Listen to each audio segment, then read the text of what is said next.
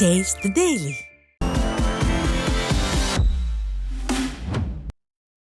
செங்கல்பட்டு மாவட்டம் மதுராந்தகம் அருகே உள்ள நியாய விலை கடைகளில் மேற்கூரை சிமெண்ட் பூச்சு பெயர்ந்து விழுவதால் அச்சத்துடன் பொருட்களை வாங்கி செல்வதாக மக்கள் தெரிவித்தனர். மேலும் மழைநீர் கடைக்குள் விழுவதால் அரிசி, சர்க்கரை உள்ளிட்ட பொருட்கள் சேதமாவதாகவும், நகராட்சியால் கைவிடப்பட்ட கட்டிடத்தில் செயல்பட்டு வரும் நியாய விலை கடைகளை வேறு இடத்திற்கு மாற்ற வேண்டும் அல்லது இடித்துவிட்டு புதிய கட்டிடம் கட்டித்தர வேண்டும் என்று விடியா திமுக அரசை பொதுமக்கள் வலியுறுத்தியுள்ளனர். மதுரை ஆணையூர் முத்துநகர் பகுதியில் மது போதையில் மனைவியுடன் சண்டையிட்ட போது தவறி கீழே விழுந்த கூலி தொழிலாளி மீது கத்திரிக்கோல் குத்தி உயிரிழந்த சம்பவம் சோகத்தை ஏற்படுத்தியுள்ளது. படுகாயமடைந்த கூலி தொழிலாளி கண்ணன் மருத்துவமனைக்கு செல்லும் வழியிலேயே உயிரிழந்தார். அதிமுக ஆட்சியில் மதுவால் இளம் விதவைகள் அதிகரித்து விட்டதாக பேசிய கனிமொழி, தன் அண்ணன் ஆட்சியில் மதுவால் நடக்கும் மரணங்களுக்கு என்ன பதில் சொல்லப் போகிறார் என பெண்கள் கேள்வி எழுப்பியுள்ளனர். நெல்லை மாவட்டம் திசையன்விளை உலக ரட்சகர் திருத்தலத்தின் 141வது பெருவிழா கொடியேற்றத்துடன் தொடங்கியது. இதில் பங்கு தந்தையர்களை வான வேடிக்கை மற்றும் மேலதாளங்கள் முழங்க ஊர்வலமாக அழைத்து வந்தனர். இதைத் தொடர்ந்து கொடியேற்றப்பட்டதும் இந்நிகழ்ச்சியில் ஏராளமான கிறிஸ்தவர்கள் கலந்து கொண்டனர்.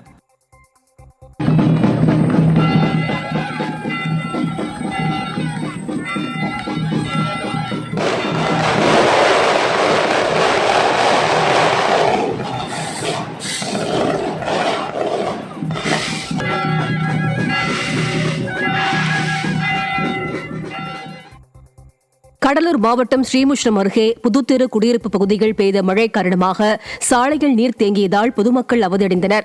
மழை நேரங்களில் இதுபோன்று மழைநீர் தேங்குவதாகவும், இதனால் விஷ ஜந்துகள் குடியிருப்பு பகுதிகள் புகுந்து அச்சுறுத்தலை ஏற்படுத்துவதாகவும் அப்பகுதி வாசிகள் வேதனை தெரிவிக்கின்றனர். இதுகுறித்து பலமுறை புகார் தெரிவித்தும் விடியா அரசின் அதிகாரிகள் எட்டிக்கூட பார்க்கவில்லை என பொதுமக்கள் குற்றம் சாட்டுகின்றனர். அந்த பள்ளமான பகுதியிலே ஒரு நாள் மழை பெய்தால் 15 நாளுக்கு தண்ணீர் வடிவதில்லை. பல முறை அரசு அதிகாரிகளையும் அரசியல்வாதிகளையும் அரசு அலுவலரையும் நான் சந்தித்து பேசியும் இதுவரைக்கும் எந்த நடவடிக்கை இல்லாமல் இருப்பதனால் மக்கள் மிகப்பெரிய அச்சத்தில் வாழ்ந்து கொண்டு இருக்கிறார்கள். பக்கத்திலே செடி கொடி இருப்பதனால விஷ சந்துக்கள் எல்லாம் இரவு நேரத்தில் வீட்டுக்குள்ள வந்து அச்சத்தை ஏற்படுத்துகிறது. அது மட்டும் இல்லாமல் கொசு தொல்லைகளும் தண்ணீர் தேங்குவதன் காரணமாக நோய் பரவும் அபாயமும் உள்ளது. சென்னை சூளைமேட்டில் இளைஞர்களை சீரழிக்கும் வகையில் மெத்தபெட்டமைன் போதைப்பொருள் வைத்திருந்த மேலும் ஒருவர் பிடிபட்டார். மெத்தபெட்டமைன் போதைப்பொருள் வைத்திருந்ததாக ஏற்கனவே சூளைமேடு மற்றும் ஈரோட்டை சேர்ந்த 4 பேர் சிக்கிய நிலையில் அவர்களிடமிருந்து 12 கிராம் மெத்தபெட்டமைன், 150 கிராம் கஞ்சா பிடிபட்டது. இந்நிலையில் போதைப்பொருள் வைத்திருந்ததாக தண்டையார்பேட்டையை சேர்ந்த சித்தார்த் என்ற மேலும் ஒருவர் சிக்கியுள்ளார். வேலை வாய்ப்புகளை உருவாக்குவதாக பொய் கூறி ஆட்சிக்கு வந்த ஸ்டாலினால் இளைஞர்கள் வேலையின்றி போதைப் பொருட்கள் விற்கும் நிலைக்கு தள்ளப்பட்டுள்ளதாக குற்றச்சாட்டு எழுந்துள்ளது.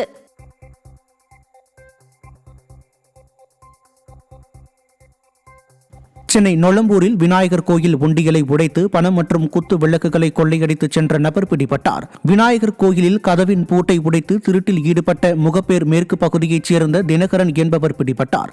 ஸ்டாலின் ஆட்சியில் காவல்துறையினர் இரவு நேரங்களில் ரோந்து பணியில் ஈடுபடாததால் கொள்ளை சம்பவங்கள் அதிகரித்து விட்டதாக மக்கள் குற்றம் சாட்டுகின்றனர். மீனவர்களின் வாழ்வாதாரத்தை பாதிக்கும் வகையில் கொண்டுவரப்படும் திட்டங்களை கண்டித்து தென்சென்னை அனைத்து மீனவ கிராம சபை சார்பில் சென்னை ஆட்சியர் அலுவலகம் அருகே கண்டன ஆர்ப்பாட்டம் நடைபெற்றது. நீலக்கொடி திட்டம் செயல்படுத்தப்பட்டால் தங்களது படகுகள், வலைகள், மீன்பிடி உபகரணங்களை கடற்கரையில் வைக்க முடியாது என மீனவர்கள் வேதனை தெரிவித்தனர். மேலும் ஸ்டாலின் அரசு மீனவர்களின் கருத்துக்களை கேட்காமல் திட்டங்களை கொண்டு வருவதாக மீனவர்கள் குற்றம் சாட்டினர். மெரினாவில் முதல்ல ஆரம்பித்தாங்க. சரி, ஏதாவது ஒதுக்குப்புறமாக இருந்தது. அப்போயோ நம்ம வந்து நொச்சிக்குப்பத்தில் கொண்டு வந்ததை ஆர்ப்பாட்டம் பண்ணி அதை வந்து இந்த ஓரத்தமாக கடை இந்த ஸ்விம்மிங் இந்த ஓரமாக வடக்கு சைடு ஓரமாக அதை வச்சுட்டாங்க. இப்போ வந்து திருவான்மியூர், பாலவாக்கம், உத்தண்டி வரைக்கும் கொண்டு வர திட்டத்துக்கு கொண்டு வராங்க. இதை வந்து சுற்றுலா மயமாக ஆக்குறாங்க கடற்கரையை. அப்போ மீனவன் வந்து எங்கேருந்து நாங்கள் போகிறது, மீனவர்களுடைய வாழ்வாதாரத்தை இந்த அரசு எண்ணிக்கை பார்க்க வேண்டும். ஆமாம், எப்போவுமே எந்த திட்டமாக கொண்டு வந்தாலும் கடற்கரைக்கு வந்து மீனவர்களுடைய ஆலோசனையும் கருத்துக்களையும் கேட்கறது கிடையாது. திருவண்ணாமலை மாவட்டம் செங்கம் நகரில் கழிவுநீர் கால்வாய் பணிகளை முறையாக முடிக்காததால் வாகன ஓட்டிகள் கால்வாயில் விழுந்து விபத்து ஏற்படுவதாக குற்றம் சாட்டப்படுகிறது. செங்கம் பஜார் வீதியில் கழிவுநீர் கால்வாய் பணிகளுக்காக தோண்டப்பட்ட பள்ளங்களை மூடாமலும் கால்வாய் மீது கான்கிரீட் தளம் அமைத்து மூடப்படாமலும் உள்ளது. இதனால் இரவு நேரத்தில் வாகன ஓட்டிகள் வாகனங்களுடன் பள்ளத்தில் விழுந்து விபத்து ஏற்படுவதாகவும், மனித உயிர்களின் மீது அக்கறை இல்லாத மாவட்ட நிர்வாகமும் நகராட்சி நிர்வாகமும் அலட்சியத்தை கைவிட்டு பணிகளை விரைந்து முடிக்க மக்கள் வலியுறுத்தியுள்ளனர்.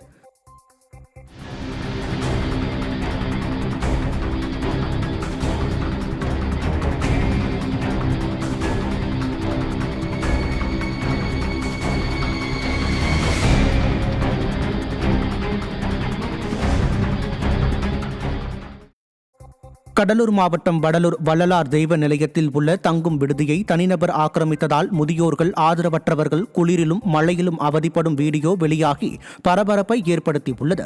தங்கும் விடுதிக்குள் தனிநபர் தனது பொருட்களை வைத்து பூட்டியதால் இரவு மழையின் போது முதியோர்கள் மற்றும் ஆதரவற்றோர்கள் தூங்க முடியாமல் அவதியடைந்தனர். வள்ளலார் தெய்வ நிலையத்தின் நிர்வாக அதிகாரி ராஜா சரவணகுமார் வள்ளலாரின் கொள்கைகளுக்கு எதிராகவும் தனிநபருக்கு ஆதரவாகவும் செயல்படுவதாக மக்கள் குற்றம் சாட்டுகின்றனர். திருவண்ணாமலை மாவட்டம் ஆரணி அருகே 1000 ரூபாய் உதவித்தொகை கிடைக்கப்பெறாத பெண்கள் திமுக எம்பியை முற்றுகையிட்டு கேள்விகளால் துளைத்தெடுத்தனர். அரியப்பாடி கிராமத்திற்கு நிகழ்ச்சி ஒன்றுக்காக வந்திருந்த ஆரணி திமுக எம்பி தரணி வேந்தனிடம் 1000 ரூபாய் உதவித்தொகை கிடைக்கப்பெறாதது குறித்து திரளான பெண்கள் கேள்வி எழுப்பினர். மக்களின் கேள்விகளுக்கு பதிலளிக்க இயலாத திமுக எம்பி மழுப்பலாக பதிலளித்துவிட்டு புறப்பட்டுச் சென்றதால் பெண்கள் அதிருப்தியடைந்தனர்.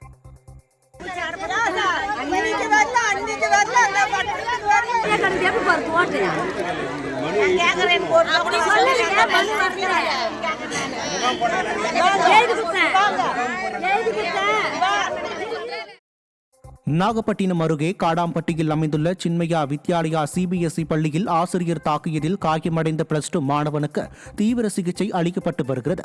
மதிய உணவு அருந்திக் கொண்டிருந்த மாணவனை உடற்கல்வி ஆசிரியர் தினேஷ்குமார் அழைத்துள்ளார். மாணவன் உணவு அருந்திவிட்டு சென்றதால் ஏன் அழைத்ததும் வரவில்லை என கூறி கடுமையாக தாக்கியதில் மாணவன் மயங்கி விழுந்ததாக கூறப்படுகிறது. தலை முதுகில் காயமடைந்த மாணவனுக்கு ஒரத்தூர் அரசு மருத்துவக் கல்லூரி மருத்துவமனையில் சிகிச்சை அளிக்கப்பட்டு வரும் நிலையில் உடற்கல்வி ஆசிரியர் மீதும் பள்ளி நிர்வாகம் மீதும் நடவடிக்கை எடுக்க வேண்டும் என மாணவனின் பெற்றோர் கோரிக்கை விடுத்துள்ளனர். தென்காசி மாவட்டம் களப்பாக்குளம் பஞ்சாயத்து நேதாஜி நகர் பகுதியில் அடிப்படை வசதிகள் ஏற்படுத்தி தர மக்கள் வலியுறுத்தினர்.